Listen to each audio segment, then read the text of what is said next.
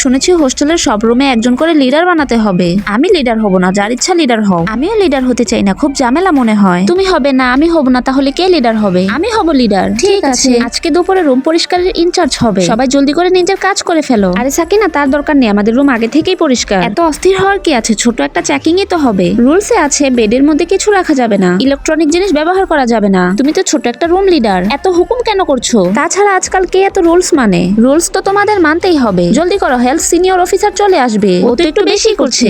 ওফ, রুমের কি বাজে অবস্থা। তোমরা কি রুলস সম্বন্ধে কিছুই জানো না? আরে স্ট্রেটনারও রুলসে নিষেধ আছে, এটা রাখা যাবে না। সাকিনা চলো অন্য রুমে গিয়ে দেখি। সাকিনা, তুমি এটা ঠিক করলে না। হ্যাঁ, তুমি তো একটু বেশি বাড়াবাড়ি করছো। যদি তোমরা নিজে থেকে এটা না দাও তাহলে তোমাদের নামে অফিসার কমপ্লেন করবে। তোমার জন্য সবকিছুই একটা নিয়ম। আমার মনে হচ্ছে তুমি বেশি পড়তে পড়তে পাগল হয়ে যাচ্ছ। আরে চলো আমরা খাবার খেতে যাই। হ্যাঁ চলো। রুহি, আমি কি তোমার হেয়ার স্ট্রেটনার নিতে পারি? আমারটা তো কেউ রিপোর্ট করে দিয়েছে। সমস্যা নেই, তুমি আমারটা ব্যবহার করো। চলো সবাই জলদি বের হও। আরে দাঁড়াও, আমি জুতা পরে নেই। আমি বলার পরও ওরা ইচ্ছা করে আমাকে রুমে আটকে রেখে চলে গেল। আরে কেউ আছো? প্লিজ দরজাটা খুলে দাও। শোনো, দুপুর 3টায় সেফটি মিটিং আছে, সবাইকে যেতে হবে। আমরা এই বোরিং মিটিং এ যাবো না। ঠিক আছে, তাহলে আমি একাই চলে যাচ্ছি। সবাই শোনো, হোস্টেলের 301 নাম্বার রুমে আগুন লেগেছে। কি? ওইটা তো আমাদের রুম। বাকির সাকিনা চেকিং করার জন্য রুমে গিয়েছিল। সাকিনা সময় মতো আগুন না নিবালে এতক্ষণে আমাদের হোস্টেল পুরো ছাই হয়ে যেত। আমার মনে পড়েছে, আমি হেয়ার স্ট্রেটনার অফ করতে বলে গিয়েছিলাম। কি বলছো? চলো জলদি রুমে যাই।